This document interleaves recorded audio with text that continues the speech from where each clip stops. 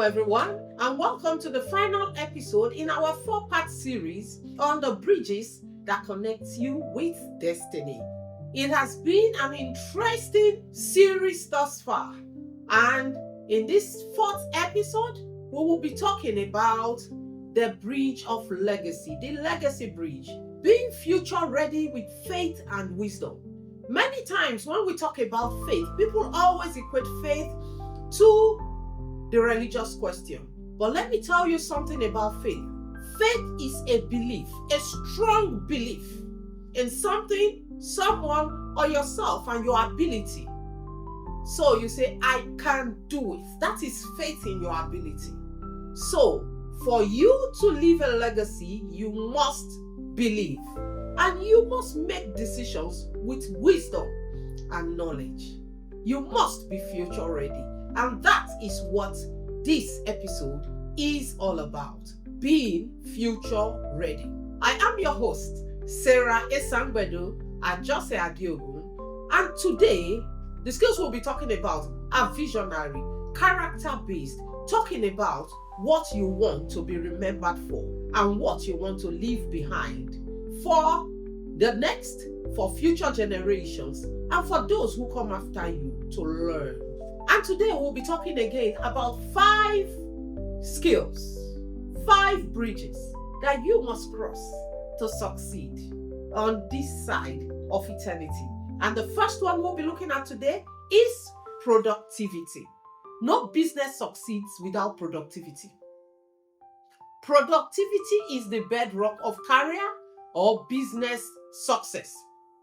What do you have to show for all the work, all the effort, all the investment that has been poured into you or into the business? That is what productivity is all about. And Colossians chapter 3, verse 23 tells us that whatever you do it with all your heart. Be passionate, be consistent, do it with all your heart. Productivity is not about doing more. It's not about beating the wind. It's about doing what matters. What is going to bring about the desired result? What is going to ensure that we deliver on our goals? And you focus on those things. Because some people, you ask them, say, I've been busy since I've just been working. What have you achieved? That's why we talk about beating the air, achieving nothing. When you are giving blows to the air, the enemy is not falling now. The punch needs to land. That is what productivity is about.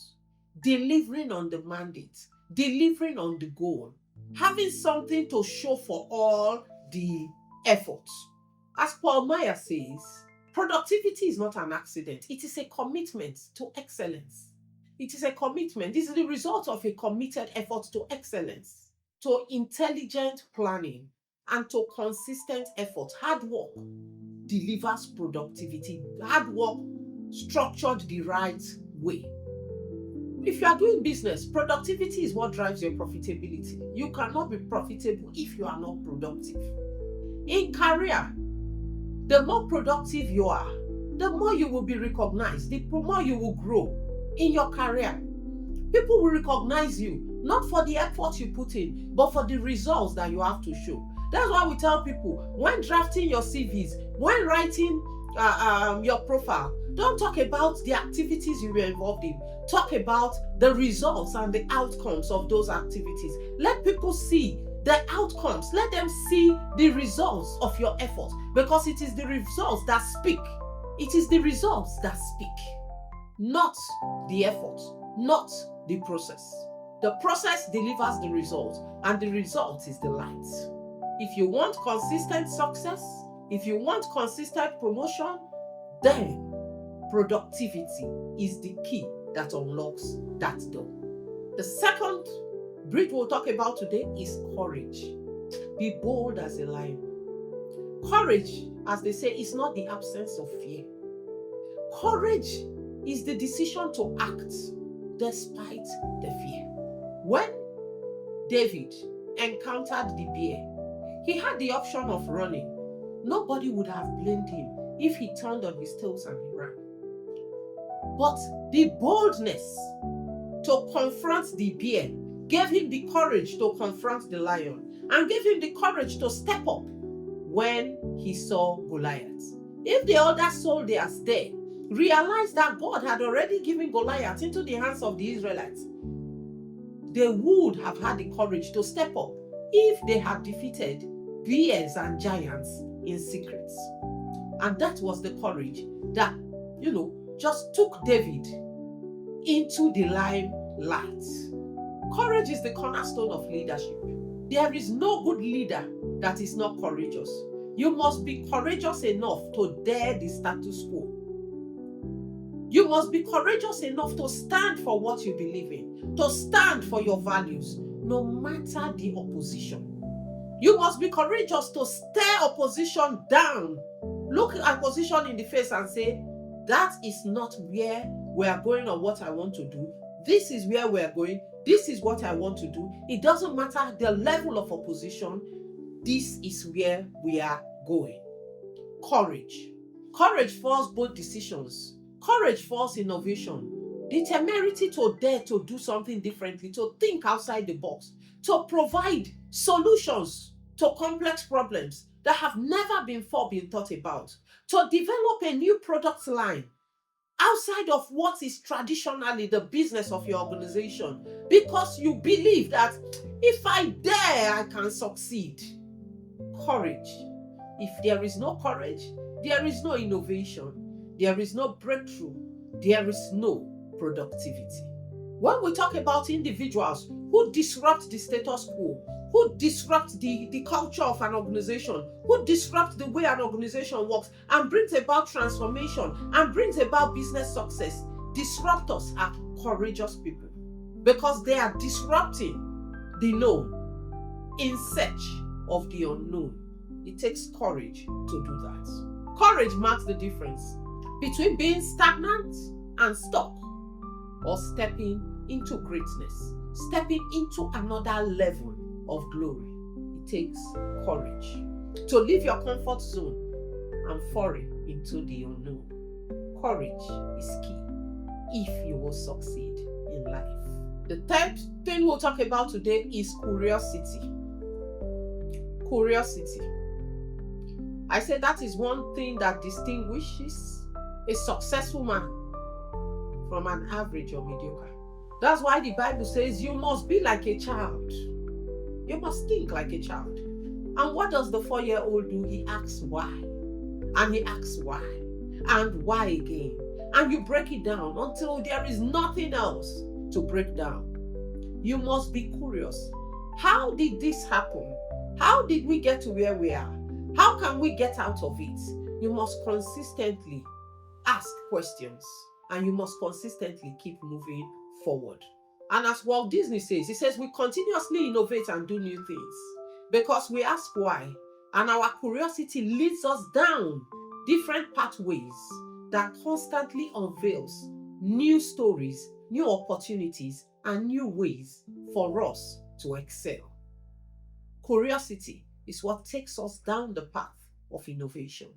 In business, you want those breakthrough ideas, those breakthrough solutions, those breakthrough products. Curiosity. Why are things the way they are? Could it be any different?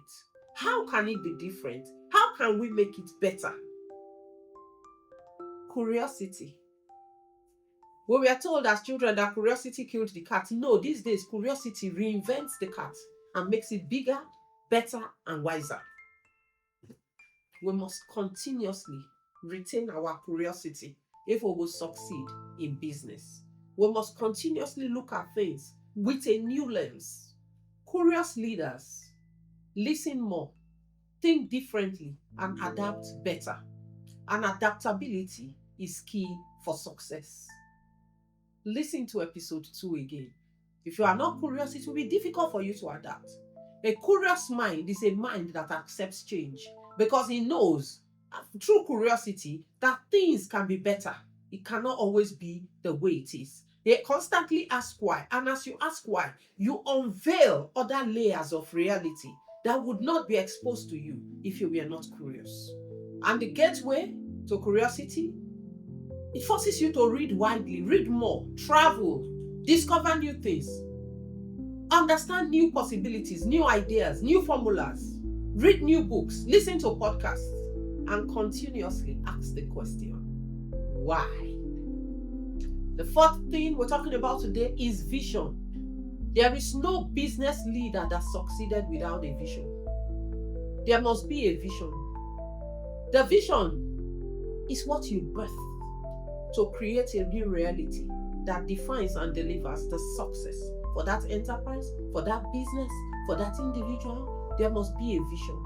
And the vision must not remain in your head. You must be able to communicate and sell the vision. You must be able to birth that vision through the activities that you embark in.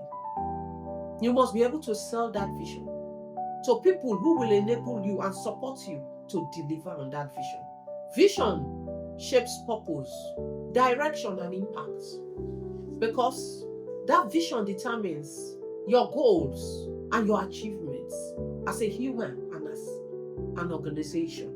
Many people have lost opportunities because they could not visualize. They had no vision to see what that opportunity could beget.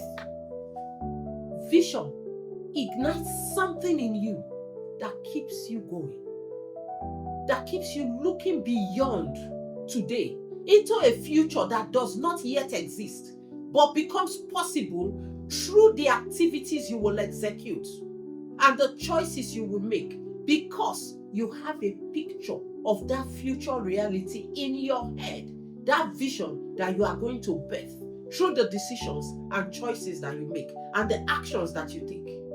That is what vision does. It enables a man to become a creator. When the Bible says, my people perish for lack of vision, it is key that we understand that the key to redefining our current circumstance lies in our ability to visualize a future that does not yet exist, but becomes possible because we can dream it, we can think it, and we can execute activities that will bring it to pass. Vision creates a future. It births a new beginning. It brings those things that are not to be, because one person, one human, dared to dream it. What is in your mind that needs to be birthed? What is in your mind? What is that dream? What is that vision that has stayed there? The only way that vision can come to life is through action. And our final skill is gratitude. Too many people have only achieved a minute fraction of what they could potentially be, but pride and pompousness denies them of the full realization of God's plan for their life. Gratitude. We must be thankful for where we are, how far we have come, and for the vision of where we are going. We must show gratitude to all those that are supporting us in delivering our vision, in birthing a new reality of life, in delivering a successful business or career by the collaboration and integrated delivery, teamwork that we use to birth it. So yes, you might be the leader in that organization.